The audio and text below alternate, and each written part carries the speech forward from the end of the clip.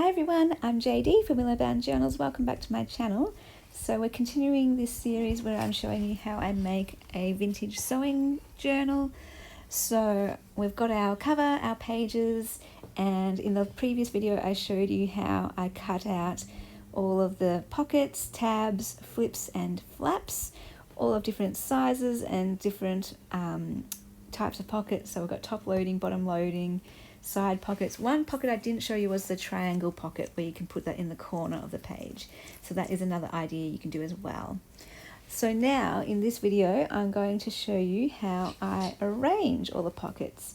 And like I said in the other video as well, I don't always do it this way.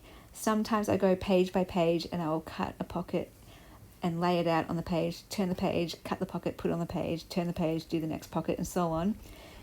This time though, for the sake of ease of showing you, I pre-cut everything in one session and now I am arranging it in a different session. So yeah, I don't always I'm not always so organized with everything pre-cut, but yeah, let's go through. And basically now I'm just looking at the colors of the pages, what's on each page, what the layout looks like, and that determines which type of fabric or lace I put onto the page. So for example, I'm using that white lace transparent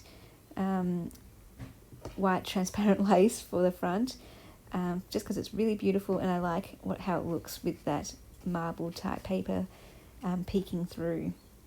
And now yeah, I'm just going to go through and I'm putting different pieces on and seeing what colors work best. And I guess I can't really explain it too much. It's just an intuitive thing of what suits, what looks good to my eye. So I hope it looks good to your eye too, but that will come to you naturally, I guess. Like you'll figure out what looks good with what color, what looks good with what page. And yeah, so I'll just go through, flip through page by page and add all my pockets. I do usually separate them as well. So if I put one type of fabric at the front, one of the front pages, I will go to the other side of the signature and then put the other type of fabric, the same type of fabric pocket on the other side, if that makes sense, so that the symmetry. And basically my thought process behind that is I don't want two types of fabrics next to each other. So like having one fabric on this page and then I turn the page and then the same fabric is there on the next page. I want them split up a little bit. And that's another way of how I make my journals look cohesive, like they go together, like they flow, because you've got the same types of fabrics throughout the journal, but it's not all in one spot. And as well, you will notice the fabrics, hopefully, to my eye, they go together. Like we've got a lot of blues, different shades of blue, we've got some whites, we've got the laces, we've got florals. So that's basically the theme that I went for. Of course you can do completely random patterns and colors, but yeah, I was working with the cover and tying in the colors from the cover and then using those fabrics that have the same colors throughout the journal. And that, again, that ties in the theme, it ties in, helps make it look cohesive, like it all goes together. And here, this is where I'm showing you like the symmetry. So this is the same page, the exact same page, and I'm putting the same fabric on the same page. I don't always do that. Like sometimes I will pair it up symmetrical like that all the time, page for page. But again, I kind of like breaking up the pattern every now and then, just to have it more of that junk journal, random, surprising look to the pages style. So every now and then I might break it up and I'll put the fabric just one page over instead of on the exact same page. And then here, I love this pocket. I always try to put something fancier or prettier on the middle page of the signature. And so I love that vintage lace with the gold through it. And it's a nice full-size page, full-size pocket. So it just gives that middle page some interest. And then, yeah, I just keep going back and forth through the pages, flipping, and looking at what works. So as you could see there, that did not work. The blue on that coloured piece, I thought it clashed. It didn't go well. So I took it off. having said that, honestly, like, it's a junk journal. The great thing about junk journals is anything goes, and sometimes clashing is fine, you know.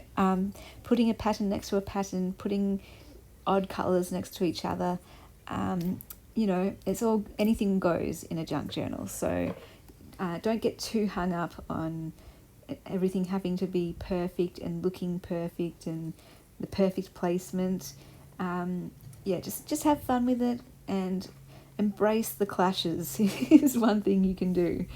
So it looks like I'm going to be doing a top loading pocket here just to break it up a bit. I like having a variety of pockets and directions. So we've got the side pockets, the bottom loading pockets, the top loading pockets, and that also not only gives it a different look with your eye, but it allows the ephemera to not bulk up in one spot. So if all your pockets are bottom loading pockets and you put in ephemera in those pockets, then the journal's going to get very bottom heavy and very thick at the bottom and thin at the top. So one way I combat that is having, you know, this top, bottom, side pockets.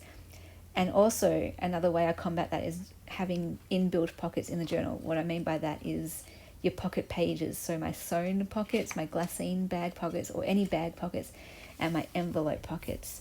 They will allow you to put ephemera in different places. So if you put the bag at the top of the journal, then you've got ephemera bulking it up near the top. If you put the bag in the middle, it will bulk it up in the middle. And that's just how I kind of space it out a little bit, and have it hopefully a bit more even thickness throughout the journal. So I've laid out all my pockets, and now I'll take that to my sewing machine with my tabs, and I'll be back in the next video in the series showing you the next step. Bye guys. Special thank you to my patrons who are supporting me this month in November.